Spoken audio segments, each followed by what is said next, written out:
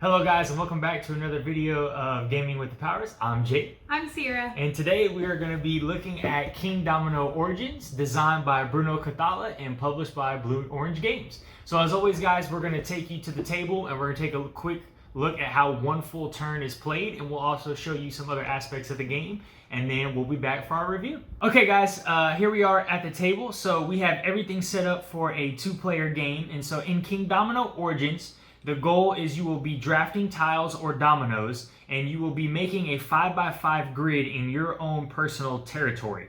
And in order to do that, you're going to match up the terrain types of the different tiles. And so we'll kind of explain that further in detail as we go ahead and take these turns. But these matching terrain types will then score you points or victory points, and that will determine the winner of the game. Okay, so to start, player number one is going to take their two meeples, and player number two will take their two meeples, and you'll basically just take them in somebody's hand, shake them up, and you will drop a meeple down. So that is Sierra's meeple. And the first player will then choose either tiles number 1 and 4 or tiles number 2 and 3. Again, this is just to start the game. So Sierra is going to choose tile 2 and 3, so that means I'm tile 1 and 4. So now we have everything set up to go ahead and start. The turn order, there is no turn order where it's I go, she goes, I go, she goes. It is determined by your placement of the tiles. So since I have the first tile, I'm first. Sierra will go second, Sierra will go third, and then I will go last, okay?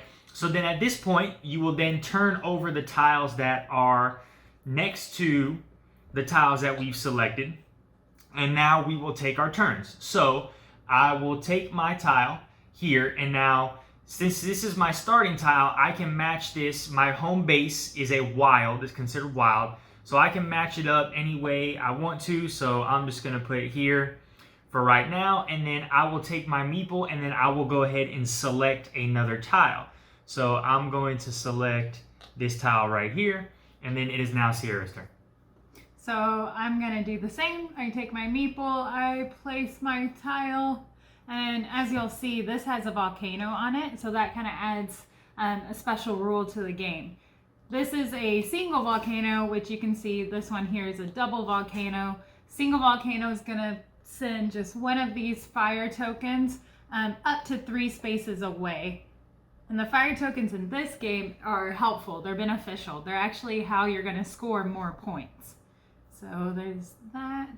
And then I'm going to take my second. Oh, I got to place this first. We're going to go there. And then I'm going to place my second one. So I could either place it where the sand is touching on my home base, or I can place it with a matching terrain type. So I'm going to match the terrain type and then place my second. I'm going to take that fire. All right, and then I will go ahead and select last. So I will take this terrain type, and I'm going to match it with this side over here. And again, the rules are only one side has to match. So even though this is what, like if I wanted to put it and play it like this, that is an acceptable play because both of these terrains will match. So I'm just going to put mine right here, and then I will select number 1. And then what will happen is these tiles will shift over.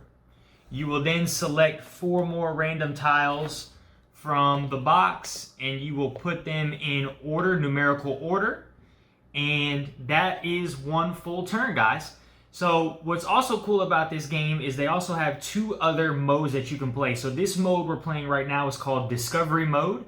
The other 2 modes that you can play are the Totem mode, which if you can see right here, in the bottom left-hand corner, there's a icon or a symbol of a mammoth. And like, for example, in this tile, there's a symbol of a fish. So when you select these tiles, right, we have meeples that will be placed on the tiles. And so when you select this tile, you will then gain access to that resource, this meeple resource. And so, for example, here, I've taken this tile that has a rock resource. I'll go ahead and put this in my area, and I now have access to the rock resource. What these do is there is 4 tiles. There's a mammoth tile, I'll put them up here, a fish, a rock, or I'm sorry, a mushroom and a rock. And so whoever is the whoever has the most resources will then get this tile. So right now I will have, since I have the most rock resources, I will have the rock token, and I will get 6 victory points at the end of the game. These tokens or tiles will fluctuate back and forth between the players. Whoever has the most will then get it. If there's a tie, it goes over as well. And they will score points. Each wooden resource at the end of the game will score you 1 point. And then obviously if you have the most, you will get the resource or the amount printed on there. The last, that is a totem mode. The last mode that you can play is called tribe mode. So there's this nice little board here that has a stack of tiles that has cavemen and cavewomen on it, and in order to access these is you will pay 2 of any different resource in order to gain one of the cavemen on this tile. So let's say I draft this tile right here and I go ahead and put it here. So I now have a mammoth and I have a rock. I will spend both my mammoth and my rock, and I will just get this cave woman right here. I then must place her in my 5x5 grid in my territory, but I cannot place her in a spot that has fire. So or wooden resources. Or wooden resources. And so that is that. So that is basically how the game works, guys. That is one full turn, and we'll see you back for the review. Alright guys, so welcome back. So I hope you guys enjoyed the first playthrough and got to see how the game works. So let's go ahead and jump right into our opinions and our review. So starting with theme, I'm going to go ahead and give this an A for theme. I think what's really cool about the game is it becomes more thematic as you play the different modes, right? The original mode is just kind of bland, I'm building my territory, but then the second mode, you have these wooden resources, and then the third mode, you add in the cavemen and cavewomen, so it's like I'm building my own world, per se. So it's cool how it gets more thematic, and so that's an A for me. I agree. I gave it an A+, but for all those same reasons. All right, moving on to the components. So the components in this game, I've given an A+.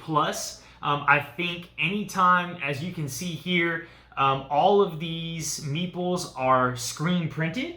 I think anytime you can get screen printed resources, they're way better than actual meeple resources, and it's just kind of that extra pizzazz that you can have. And then the domino tiles themselves are pretty thick. If you can see here, and they have like a really nice gloss finish, and the artwork and the textures here are just beautiful. So it's an A+ for me. A+ for me as well. I love it. Super cute. Moving on to setup. So setup is fairly easy. Again, like we demonstrated in the tutorial playthrough, is that literally you're just taking 4 tiles, you shake the hands up and find the first player, and then you're ready to go. So it's an A+ for me. I actually gave it an A-. That's just being a little nitpicky. But the only thing on setup is that the dominoes come in the box, as you can see here, a little holder for it. But they're kind of difficult to always have to reach out, re-stack them, set them up. And just if there was a little separate box, I think I would give it an A or A+, but just a little Yeah, detail. I do agree. I think maybe if there was like a better way to like mix them all up and shuffle they're not them. easy to shuffle. Yeah, I think that's the biggest. And you do want them mixed up. Yes. So length. Length is an A+ for me. This game is super, super short. I mean, again, you're only building a 5x5 grid, so you're looking at maybe like 10 tiles, and that's really it. And like the selection process goes very quickly. And 15 to 20 minutes for a game, that's even adding in the other modes when we play them. Goes by very quick. It's a nice, short, great game. So A+ for me. I actually gave it a B+ for that same reason. It's almost too short to me. I love these type of tile placement games, so I wish you can kind of adjust it to maybe play longer instead of maybe just making it a 5x5 grid. I wonder what it would look like if you had like an 8x8 grid or something like that to make it longer. I agree. I think that'd be kind of cool. Yeah. I still give it an A+, but I do agree with Sierra. Like, I think sometimes I've drafted all these dominoes and then I'm like, holy smokes, like I only have like 2 tiles left. Yeah. And like because you remember you're trying to build a 5x5 grid, or like I remember one game I was playing, I was like building my grid out to the side and I was like, man, I gotta do 5x5 grid. I gotta get back in gear. So I do agree with that. Okay, moving on to difficulty. I'll give it an A. I think the game is very simple. It's very easy to learn, to get a hold of. The only thing that was complicated for me was like how the setup was in the rule book. But other than that, it's pretty simple. You're trying to match tiles up to the same terrain type, and you can't really mess that up, and then you're drafting your tiles. Yep, I agree. It's a very simple game to pick up on, and then I love how each mode adds some rules, adds some difficulty, so it's really easy to learn. All right, moving on to replayability. I'm giving this an A. Again, with the 3 different modes, I think it's pretty cool how they did it because they're almost like mini expansions. And so you add those in each mode, you know, as it adds more flavor to the game rather than just, oh, I just have tiles and I'm putting the tiles in with just the base tiles. You now get the resources, you now get the caveman, cavewoman, and it's combining all the different strategies. So there's definitely a good amount of replayability here. Agreed. I gave it an A as well. Moving on, last thing is going to be the price. So we actually picked this game up on Boardlandia.com. If you haven't visited their website, please check it out. This is not a sponsor. We're not sponsored to say Boardlandia.com, but we're just avid board gamers who like finding good deals. And so they had a nice sale going on. We picked this up for $17.99 at Boardlandia.com. And I think for 18 bucks, pretty much under 20, with screen printed meeples and the amount of content that we have here, I mean, this is a nice little great game. Anytime I'm spending under 20 bucks for a game, like especially nowadays, I'm expecting it to be like just a generic card game or something like that. But to have a game with this much artwork and replayability, this is awesome. Yeah, I agree. Always love it when I don't have to buy it. All right, guys. Well, I hope you enjoyed our review and liked it, and hope you're willing to try out Kingdomino Origins or maybe even go purchase it for yourself. Please comment, like, and subscribe. And follow our Instagram as well. Have a good one. Bye. Bye.